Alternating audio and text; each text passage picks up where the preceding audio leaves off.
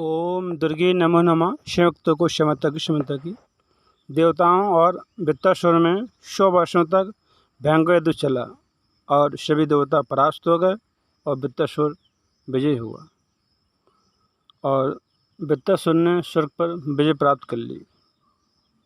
वृत्तासुर बोला, हे पिताश्री, मैंने सभी देवताओं को इसलिए नहीं मारा क्योंकि डरे हुए को मारना अनुचित होता है। हे पिताजी, आप पुनः आज्ञा कीजिए, मैं आपका कौन सा इच्छित कार्य करूं। पुत्र का वचन सुनकर त्वष्टा ने प्रसन्न होकर कहा, हे पुत्र, आज मैं पुत्रवान हो गया, मेरा जीवन सफल हो गया। हे पुत्र, तुमने आज मुझे पवित्र कर दिया, मेरा मानसिक संताप चला गया। तुम्हारे अद्भुत पराक्रम को देखकर मेरा मन शांत हो गया। हे पुत्र सुनो, अब मैं तुम्हारे हित की बात कह रहा हूँ। अब तुम दृढ़तापूर्वक आसन पर बैठकर सावधान पूर्वक तपस्या करो। तुम किसी का भी विश्वास मत करना। तुम्हारा शत्रु इंद्र छल करने वाला और अनेक प्रकार की वेदनीति में निपुण है। तब से लक्ष्मी की प्राप्ति होती है, तब से उत्तम राज की प्राप्ति होती है, तब से बल की वृद्धि होती है और संग्राम में विजय की प्राप्ति होती है। ब्रह्मा की आराधना करके, ब्रह्मा जी से उत्तम वर प्राप्त करके तुम उस दुराचारी और ब्राह्मण के हत्यारे इंद्र को मार देना। तुम सावधान होकर कल्याणकारी वरदाता ब्रह्मा जी की आराधना करो। प्रसन्न होकर चार मुख वाले ब्रह्मा जी तुम्हें वरदान अवश्य देंगे। तुम ब्रह्मा जी को प्रसन्न करके अमृत प्राप्त करके तुम अपराधी इंद्र को अवश्य मार डालो।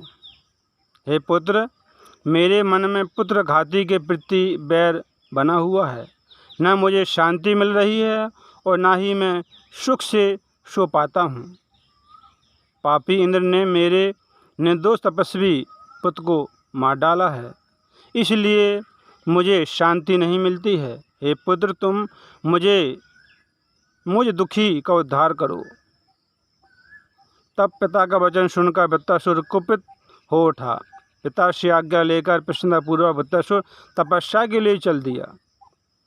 गन्धमादन पर्वत पर पहुंचकर पवित्र गंगा जी में स्नान करके कुश का आसन बिछाकर वृत्तासुर बैठ गया और अन्न और जल का त्याग करके योग अभ्यास में तत्पर होकर मन में ब्रह्मा जी का ध्यान करने लगा। वृत्तासुर को तपस्या में लीन देखकर इंद्र चिंता से व्याकुल हो गया। तब वृत्तासुर के तप में विघ्न डालने के लिए इंद्र ने यक्षों, नागों, सर्पों, किन्नरों और अप्सराओं को अनेक दूतों को भेजा। इंद्र की अप्सराओं द्वारा तप में विघ्न के लिए भली भांति उपाय किए गए, किंतु तपस्वी त्वष्टा के पुत्र वृत्तासुर ध्यान से विचलित नहीं हुए।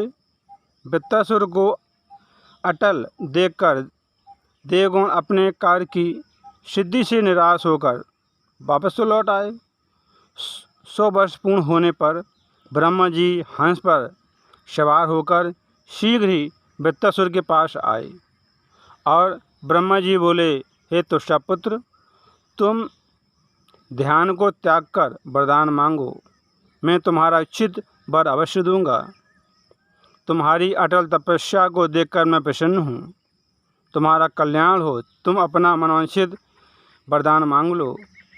अपने सामने खड़े ब्रह्मा जी को देखकर वृत्तासुर ध्यान को त्याग कर खड़ा हो गया और ब्रह्मा जी के चरणों में सिर रखकर प्रणाम करके दोनों हाथ जोड़कर ब्रह्मा जी के सामने खड़ा हो गया और ब्रह्मा जी से कहने लगा, हे प्रभु, मैंने आज समस्त देवताओं का पद प्राप्त कर लिया है, जो कि मुझे शीघ्र ही आपका दुर्लभ दर्शन प्राप्त हो गया है।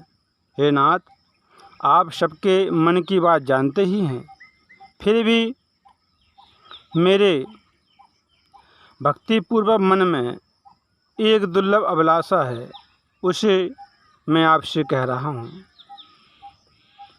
लोहे, कांट, सूखे या गीले द्वारा निर्मित और अन्य किसी शस्त्र से मेरी कभी मृत्यु न हो। मेरा पराक्रम अत्यंत बढ़ जाए, जिससे युद्ध में मैं बलवान देवताओं से अजय हो जाऊं। वृत्तासुर के प्रार्थना करने पर ब्रह्मा जी ने हंसते हुए बोले, हे वत्स, उठो और घट जाओ। तुम्हारा मनोरथ निश्चय ही पूर्ण होगा।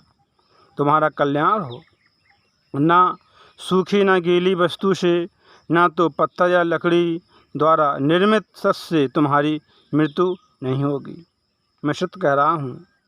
ऐसा वरदान देकर ब्रह्मा जी अपने शत्रुलोक को चले गए और वृत्तासुर वरदान प्राप्त करके प्रसन्नपूर्व अपने घर चला आया। वृत्तासुर ने पिता के सम्मुख वरदान को सुनाया और तुष्यपुत्र के वरदान प्राप्त करने से अधिक प्रसन्न हो गए।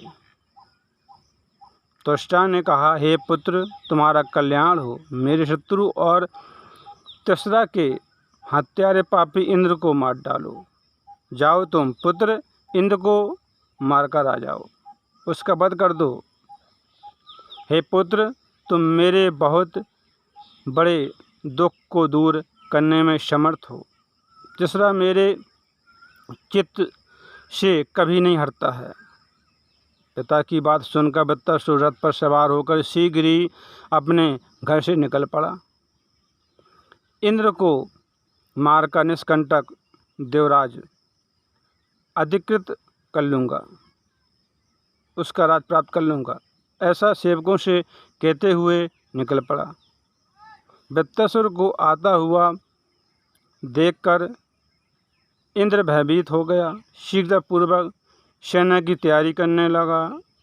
इंद्र युद्ध के लिए आ गया। उसी समय शत्रु सेना का संहार करने वाला वृत्तासुर भी आ गया।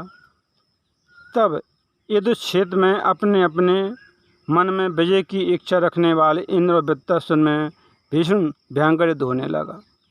उस युद्ध में तोमर, भिन्नपाल, तलवार, परशु इन अपने अपने शस्त्रों से देवता और दैत्य एक दूसरे पर प्रहार कर रहे थे। इस प्रकार के हो रहे रोमांचकारी और भयंकर युद्ध में क्रोधित होकर वृत्तासुर ने अचानक इंद्र को पकड़ लिया। वृत्तासुर ने इंद्र को कवच से रहित करके अपने मुख में डालकर खड़ा हो गया और पूर्व वैर का स्मरण करते हुए वृत्तासुर प्रसन्न हुआ। वृत्तासुर के द्वारा इंद्र को निगल कर गया देख देवता सभी आश्चर्य में पड़ गए कि वृत्तासुर ने इंद्र को मुख में रख लिया, उसको खा गया। और सभी देवता दुखी होकर हाहाकार करते हुए चिल्लाने लगे। जब देवताओं को ज्ञात हुआ कि इंद्र को वृत्तासुर ने मुख में रख लिया, छिपा लिया, तो देवता दुखी होकर गुरु बृहस्पति के पास गए और गुरु बृहस्पति से कहने लगे, हे गुरुजी, देवसेना से सुरक्षित इंद्र को वृत्तासुर ने अपने मुख में रख लिया, अब हम क्या करें? आप हमारे परम गुरु हैं, इंद्र के बिना हम लोग क्या करें? हम सब पराक्रमहीन हो गए हैं। इंद्र की मुक्ति के लिए आप शीघ्र ही उपाय करो। बृहस्पति बोले, हे देवताओं, क्या किया जाए? वृत्तासुर ने इंद्र को मुख में रख लिया है। वृत्तासुर के द्वारा पीड़ित इंद्र शत्रु के मुख में भी जीवित है। इंद्र को उस स्थिति में देखकर चिंतित देवताओं ने भली भांति सोचकर इंद्र की मुक्ति के लिए शीघ्र ही एक उपाय किया। देवताओं ने शत्रुनाशिनी जम्हाई का सृजन किया। जम्हाई आते ही वृत्तासुर का मुख खुल गया और जम्हाई लेते हुए वृत्तासुर के मुख से सुरक्षित इंद्र बाहर निकल आए। उसी समय से संसार के सभी मनुष्यों के शरीर में जम्हाई विद्यमान रहने लगी। इंद्र को बाहर निकला हुआ देखकर सभी देवता प्रसन्न हुए। एक कथा देवी भागवत से बहुत सुंदर है। काम करते रहो, मैया का नाम रखते रहो। शक्ति को माता की माता की माता।